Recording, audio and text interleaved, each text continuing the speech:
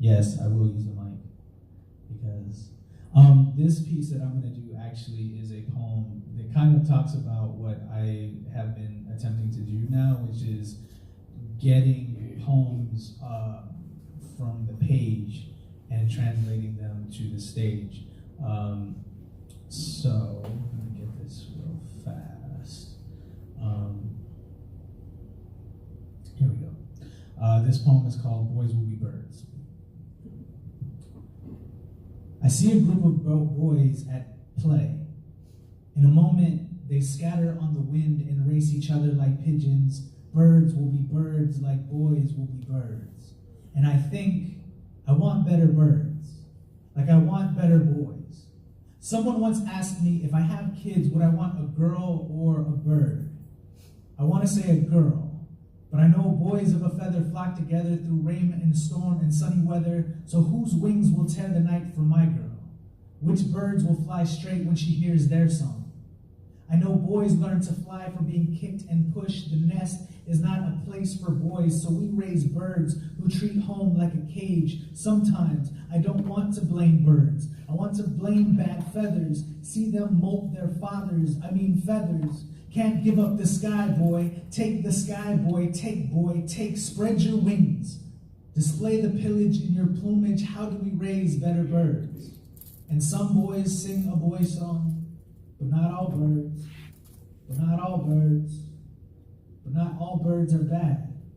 Like a boy in the hand is worth two in the bush. There are boys in the bushes, boys of prey, raptors in wait who take more than sky. I want to raise better birds, see a shared heaven, teach all birds to watch others with the eyes of a hawk, crane your neck and not for spectacle, and sing like a canary when other birds go bad. Get boys off the same old bird seed like boy code. Boy code protects bad birds. A thrush of sinister sparrows. A flock of Brock Turners, one boy short of a murder.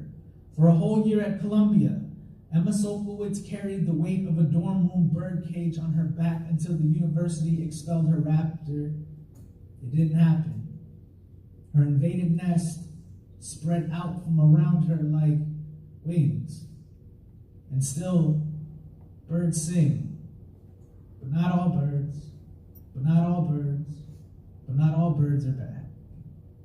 Okay?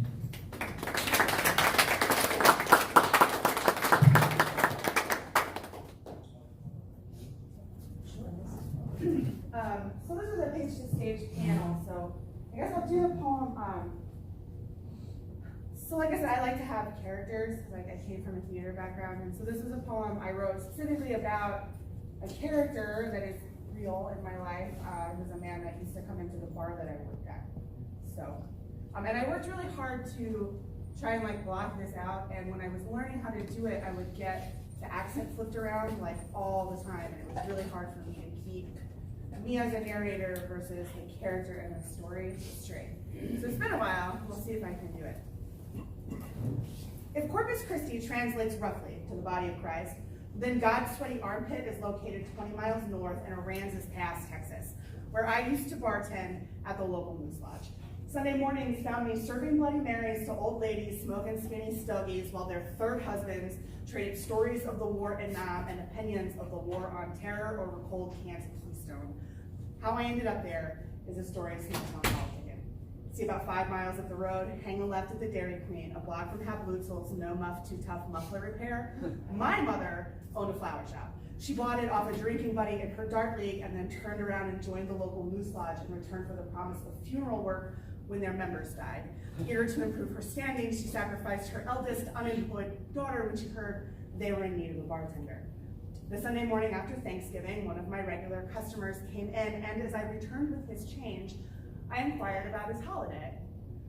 Well, at first it didn't look like we was gonna have nothing to be thankful for. Kicked the day off with the goddamn Aggies losing. Then my son called to tell me he was just too busy to make it in from Del Rio for dinner. And then my poor wife, God bless her heart, used our extension cord on the turkey fryer and not only burnt the bird, but just about brought the whole goddamn house down.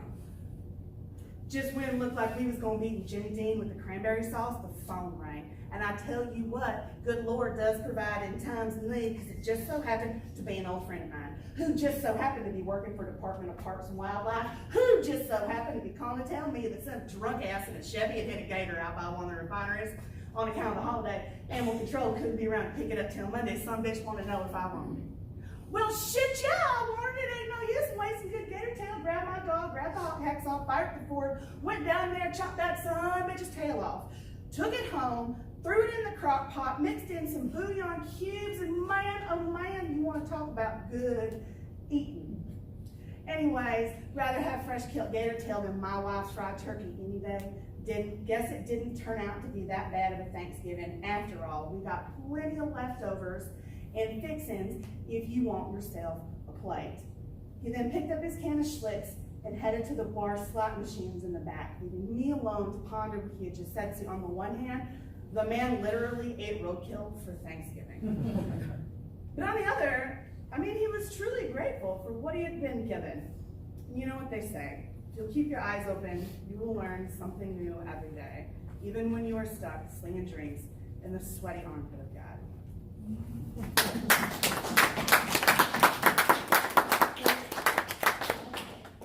I'm going to read. There was a time for several years when I, in the slam, you have what is a sacrifice poet. That is the person who goes first before everybody else goes. The judges will give that person a score, and if they get a 5, that's like their calibration mark. They must be better. So it's like the warm-up poet. And I did that for years and years and years, and I wrote a new poem every week. And the sacrifice poet is usually the one poet everybody listens to. Mark, it's quiet, you have their attention, at least for that 3 minutes.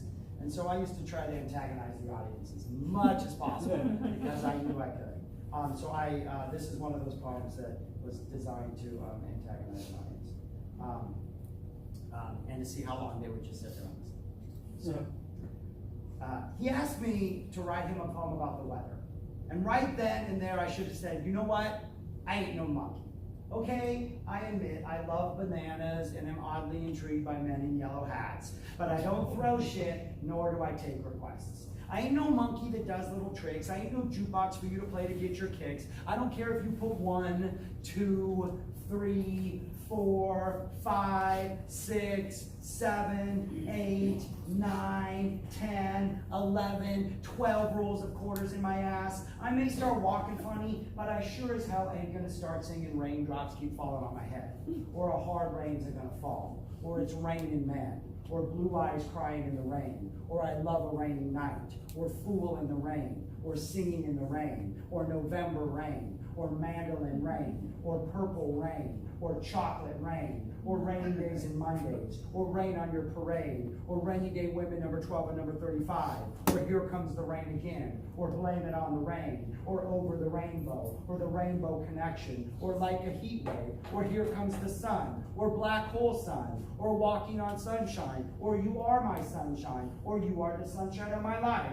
or Don't Steal My Sunshine, or Sunshine of Your Love, or Sunshine on My Shoulders, or The Wind Beneath My Wings, or Dust in the Wind, or Candle in the Wind, or Blowing in the Wind, or Ride Like the Wind, or Winds of Change, or Let It Snow, or Little Fluffy Clouds, or Riders on the Storm, or The Thunder Rolls, or Thunder Road, or Thunderstruck, or Thunderclap for Bobby P for all you Sonic Youth fans out there, or Smokestack Lightning, or Lightning Crashes, or Ride the Lightning, or Butterflies and Hurricanes, or even Rock Me Like a Hurricane, which I dearly, truly love and will sing the hell out of a karaoke any other night of the week.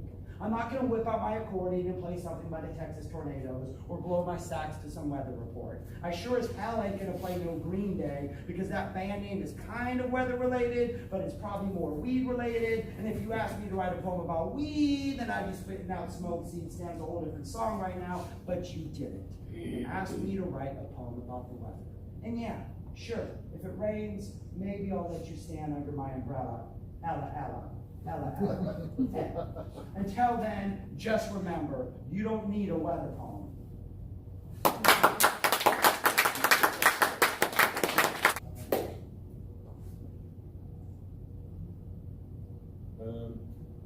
So that's one of the first pieces I wrote because I thought that I cannot do a good poem because I have an accent.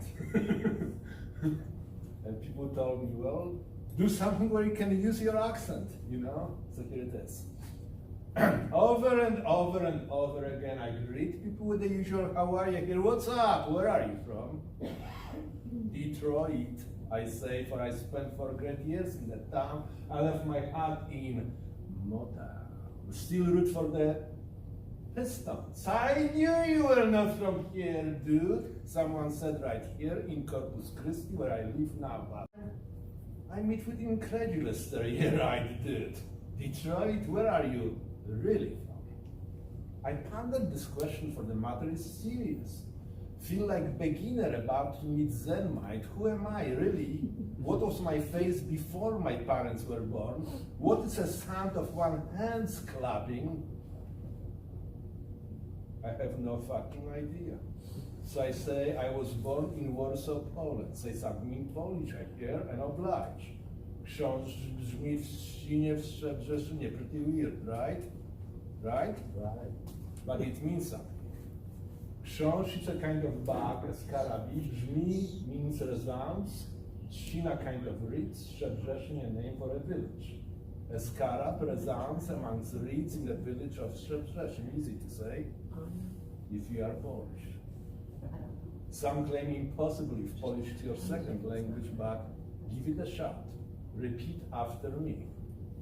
Ksiądz brzmi w Ścinie, w Strzebrzeszynie. I don't know about that. Which reminds me about my father. Midst of the war, 1943, my father, an officer of Polish underground army, receives an order to meet someone whom he had never seen before, so they must identify each other. They greet each other with the usual jak się masz, how are you, where are you from? I'm from Warsaw, my father says. Great, I came to buy some tobacco. The other guy continues, the best tobacco is right here, right across the park. My father closes the password, for now he knows this is the right guy, the guy he was supposed to meet and kill. A suspected Nazi spy. So, they walk through the park. Midst of the woods, my father stops the guy, pulls up the gun, you've been tried for treason, sentenced to death, and the guy says, you are making a grave mistake. My father says, there is no mistake here, you knew the password, we have surveillance photos of you, and the guy pulls up the photo of his young children and swears upon their heads and on the laugh of the Virgin Mary that he is innocent. So my father says, who are you? Really, I need some proof. And the guy says, ksiądz brzmi w Ścinie, w Strzebrzeszynie fluently, without any mistakes. And my father had mercy upon him and let him go. Sometimes I wonder, how could he trust him? Burdened by the requirements of justice, burdened by the trust of his friends, what would I have done had I been there? And I have no idea at all. I never had to kill someone who looked straight into my eyes and cried. I still don't know where I am, really.